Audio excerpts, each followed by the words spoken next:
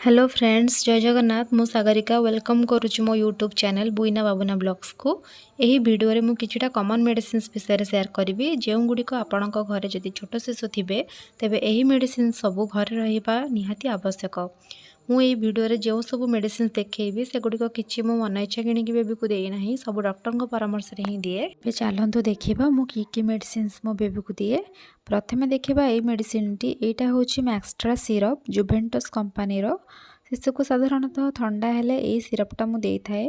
नाकर सिंगाणी बाहर नाक रुंधी होगा छिंकिबा आखि पानी पानी होगा इत्यादि ये सब सिम्पटम्स मुझे देखे से मैक्सट्रा दे थाए। तापर देखा यहाँ हूँ कॉलिकेट। आपण मैंने जानी कॉलिक माने शिशु मानकर पेट व्यथा को बुझाई थाए। यहाँ मुझे सबुदिन दिए दिन को प्राय 3 थर प्रति 7-8 घंटे थे 6 ठोपा लगे दिए। यहाँ हजम कर केवल साहाय्य करे। माँ क्षीर खाइले जो गैस हुए ताकू कमाई थाए। खाइबार 15 मिनिट पूर्वर यहाँ दबाक पड़े। न्यूबॉर्न बेबी ठू आरंभ कर 3-4 मास पर्यंत आपड़ ताकू दे पारे। मो बेबी को जन्मर 10-12 दिन पर ताकू देछि। आपण मानकर डॉक्टर जदि आपन को कहिसंती कॉलिक दवाई तेबे दिंतु एते किसी भी प्रॉब्लम हेबो नाही। कहीं न्यूबॉर्न बेबी मानकर डाइजेस्टिव सिस्टम टिके डेवलप कर न थाए सेति से हजम करिबारे असुविधा होता है। तापर देखंतु इटा होची कोफारेस्ट। ए मेडिसिन टी बेबीर जेतेबेले कफ आ म्यूकस हो जाए सेतेबेले मु दिए। कोफारेस्ट म्यूकस को थिन करिबारे हेल्प करे जहाद्वारा पिलार थ्रोट इन्फेक्शन एवं कंजेक्शन क्लियर हो जाए।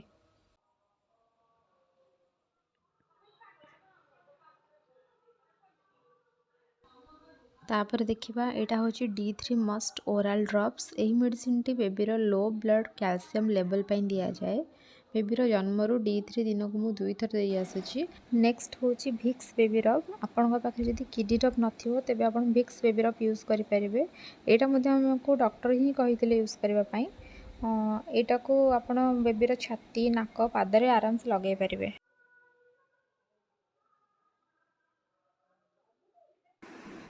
नेक्स्ट देखो यहाँ हूँ नियोमाइसिन पाउडर। आपड़ देखिथे बेले बेले किसी बैक्टेरिया इन्फेक्शन द्वारा पिला स्किन रे नाली नाली चिन्ह हो जाए से आपड़ ये पाउडरटा यूज करें। तापर देखो यहाँ हूँ सोडियम क्लोराइड नाजल सॉल्यूशन बा यहाँ को नो ब्लॉक सॉल्यूशन कहती। जितेबाला पिलार नाक भितर ड्राइनेस हो जाए छिंक थंडा नाक सिंगाणी हेले आपड़ ये सॉल्यूशन टाक दे पारे। यहाँ देखो यहाँ हूँ ओमना कर्टिल। यहाँ मु कफ पाई दे थाए। तापर देखो यहाँ हूँ Novamax CV dry syrup antibiotic medicine. ए 228.5 mg पाउडर अच्छी। या सहित ए गोटे सालाइन सॉरी स्टेराइल वाटर भी रही है। आपड़ से मिक्स करके देवे आप डॉक्टर जी ml रेकमेंड करेंगे से देवे। बेबीर दांत नाक दांत माढ़ी कान तंटी छाती लंग्स स्किन यूरिनरी ट्रैक रे जो इन्फेक्शन हुए से आम यहाँ दे था। तापर आसला किडी रब भी गोटे भिक्स ऑइंटमेंट टाइप सुदिंग रबटा ये मेंथल कर्पूर सॉफ्ट महम अच्छी। किडी रब मो बेबीर नाक छाती गला पाखरे पिठी रे अप्लाई करे जितेबाला ठंडा होता है जो निश्वास प्रश्वास नेबार प्रॉब्लम हुए। तापर देखो यहाँ हूँ पैरासिटामोल ओरल सॉल्यूशन बहुत ही कॉमन मेडिसिन प्राय समस्त घर थी समस्त जानी थे यार यूज। फर्स्ट यहाँ ज्वर आसिले ही मु पैरासिटामोल बेबी को दिए। बेबीर फर्स्ट वैक्सीनेशन ज्वर आसला मुझे यहाँ ही देती। लास्ट देखो यहाँ हूँ ओटीफ्लक्स इयर ड्रप। पिला जो आम क्षीर खुआई था कि मेडिसिन पत्र खुआई था कान से बोहिकी इन्फेक्शन टाइप कराए हलदिया हलदिया पूज टाइप होता है से मुझे मेडिसिन दे थाए।